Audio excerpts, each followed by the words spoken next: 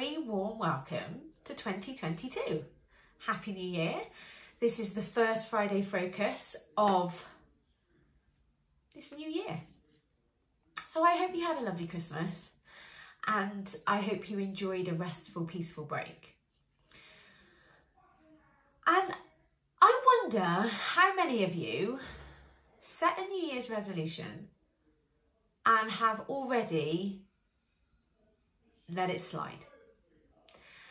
Because I find this, personally, I'm not a massive fan of setting New Year's resolutions, because I find that in the past I've set them without an awful lot of intention. And what I mean by that is I make a decision, I'm like, right, this year I'm going to get healthy.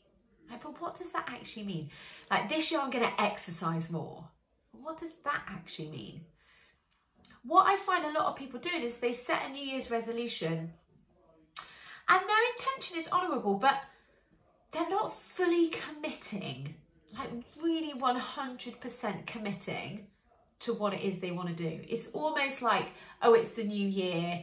This is just what we do at New Year, rather than being very deliberate and specific about what it is they want to get out of this year. And I think as well, after Christmas, a lot of people in the Christmas and New Year really overindulge. So then they're feeling crappy. So of course, the first thing that they go to is trying to get healthy. But there's a strategy coach called Dan Sullivan, and he teaches about the 4 C's. And it's commitment, courage, capability, and then confidence. And I really like this approach when we're deciding a goal, or even if it's just, I want to get up 15 minutes earlier, or I'm committing. So one thing I have committed to this year is getting up when my alarm goes off at least 2 mornings a week.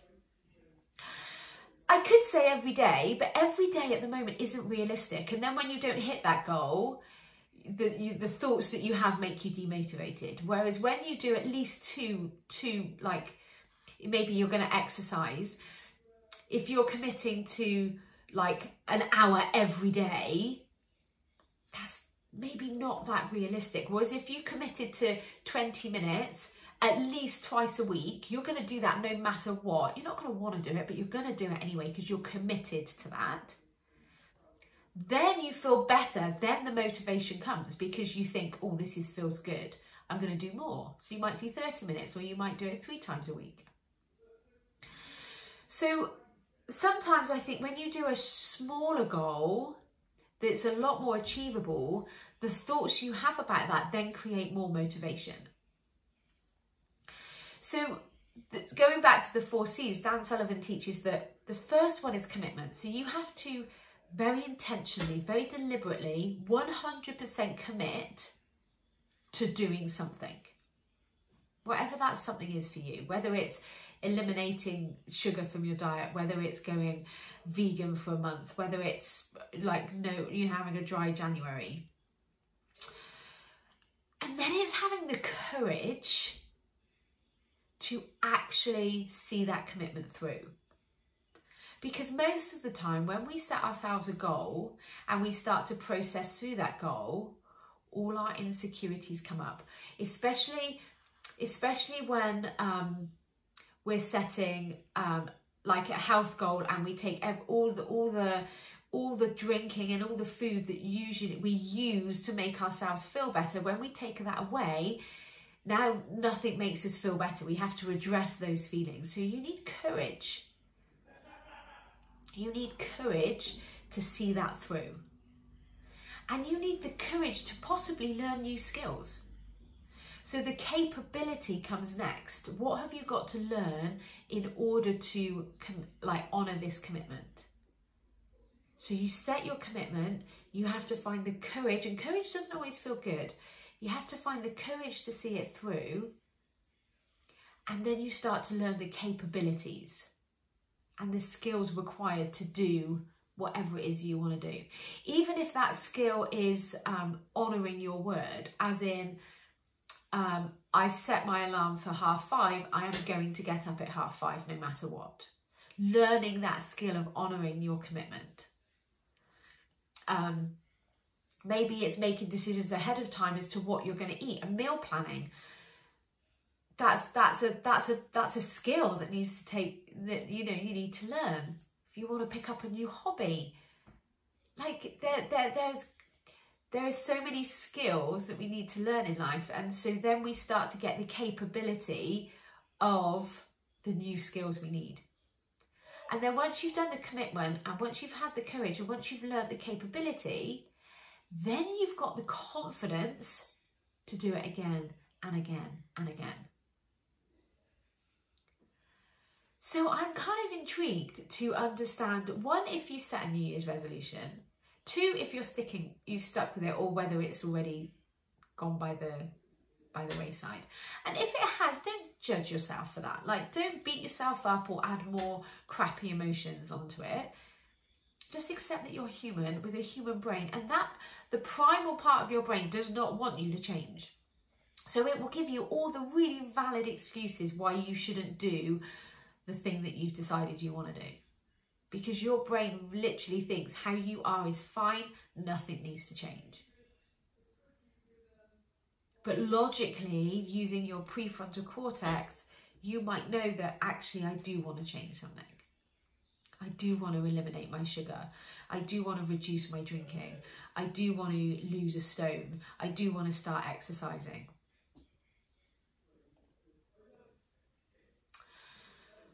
I think when you start to really look at what your brain is telling you, and really start to listen to your brain, and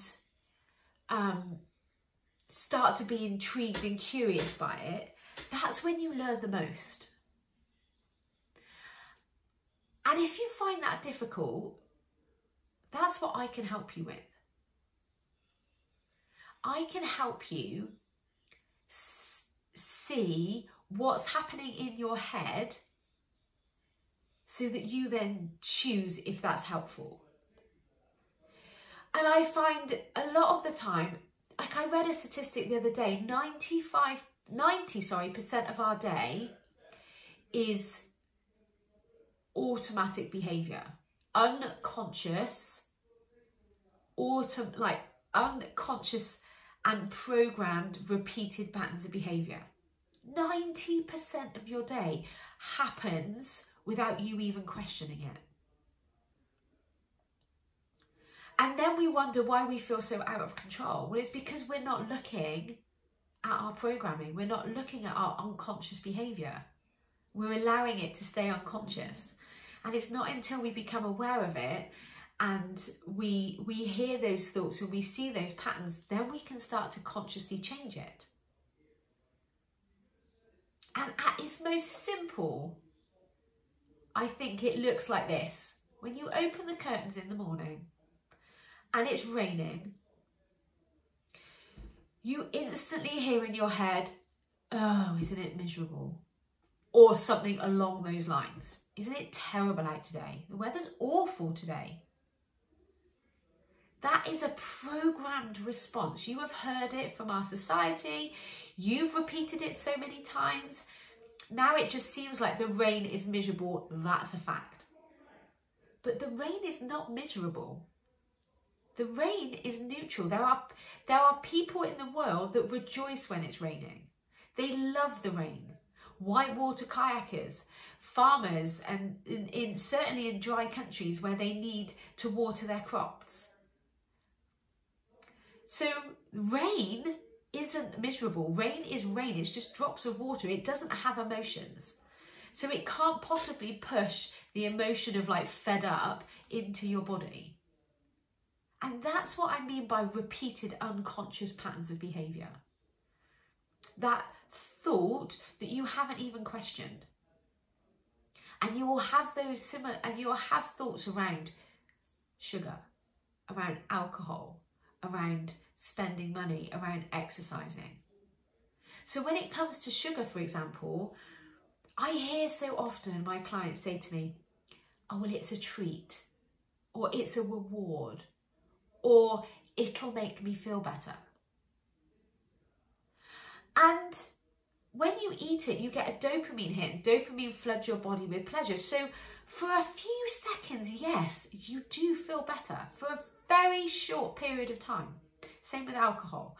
Only once you're drunk, like the numbing effect of alcohol will last a little bit longer, but ultimately it's still only temporary.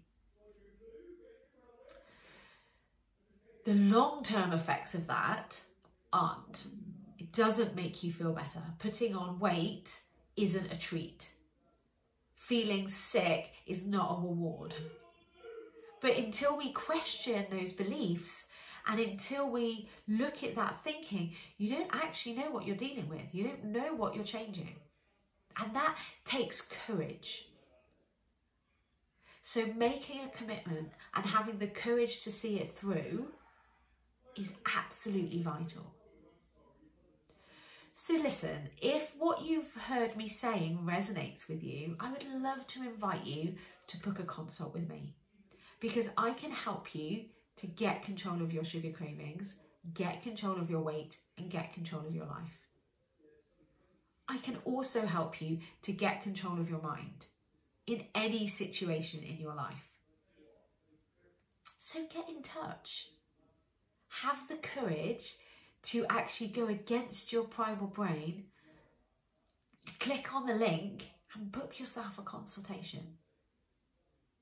That takes courage, that takes commitment, and that would be an amazing New Year's gift to give to yourself. I can't wait to meet you. Have a fantastic week, and I'll speak to you next week. Bye.